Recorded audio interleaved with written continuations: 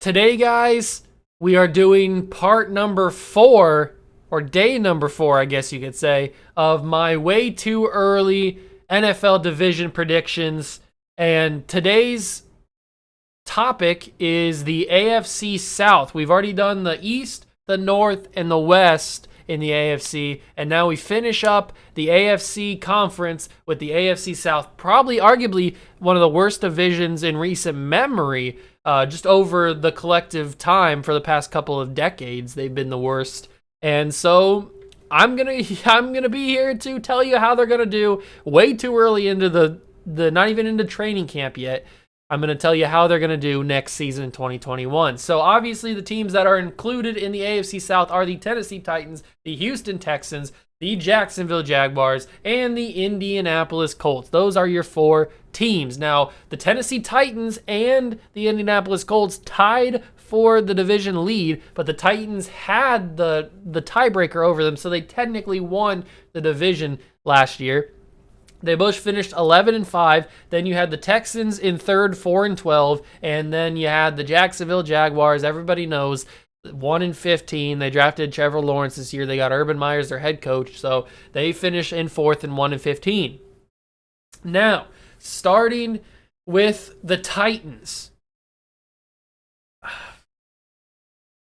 I'm gonna say that the team that finishes in first place, the team that wins the division this year, is the Tennessee Titans. I think that the Titans have the best team in the division. I think that they have the most complete team in the division. I'm not saying that the Colts don't have that, but the thing that the Colts don't have, or at least that I'm more concerned with moreover than the Titans, is the quarterback position. The Colts have Carson Wentz now, obviously, from the getting Carson Wentz from the Eagles. So I'm more confident in Ryan Tannehill being able to win games than I am Carson Wentz. So I think the Titans win the division this year at 12 wins. I think they get one more than they had last year, so they finish with 12 wins. I think the Colts finish in second once again, probably with like 9, 10, 11 wins if Carson Wentz is playing good. If he's not playing good, then I think that they lose a lot of games and they finish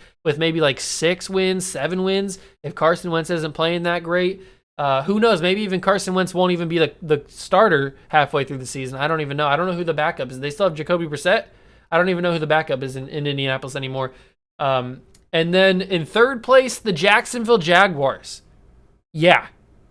The Jacksonville Jaguars, in my opinion, are going to be in the third place team. Now, this isn't me saying that the Jags are going to be so much better than they were last year. They're not going to win 5, 6, 7 games like they did, or like they possibly could in some theoretical situation. They're not gonna win that many games. They're going to win like 3, 4, maybe 5 wins if Trevor Lawrence just goes crazy in a couple games.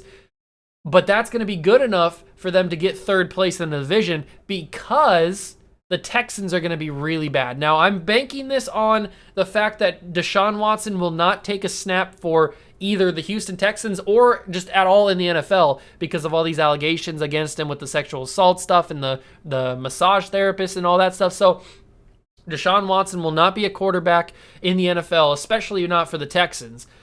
So the Houston Texans will have to find some other quarterback, and that's why they probably win 1 game or they don't win any. I'm saying the Houston Texans have a 0-1 win range this next season. That's why they're going to be last. So don't praise the Jaguars for being third in the division, because it's not that much of a difference between the Texans and the Jaguars. Now, I do think that Trevor Lawrence is going to be a good quarterback in this league.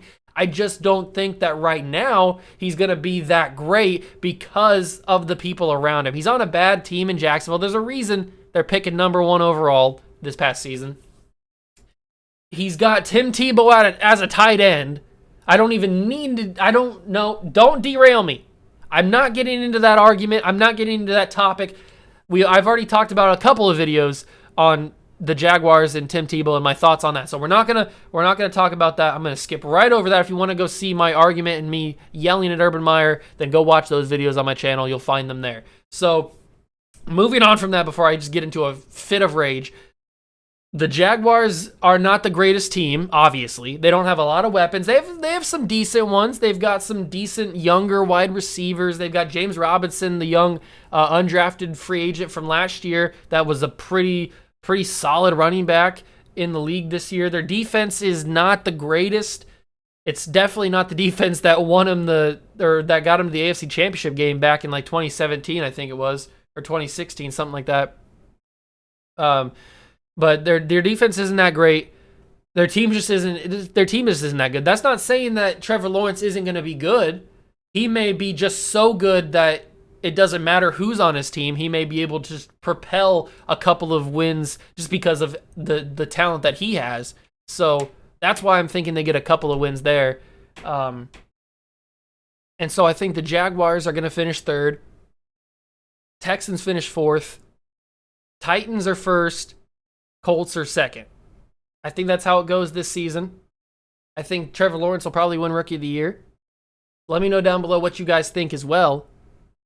If you guys think that I'm crazy, if you guys think that I need to switch it up, or if you agree with me. Let me know down below. Subscribe to the channel.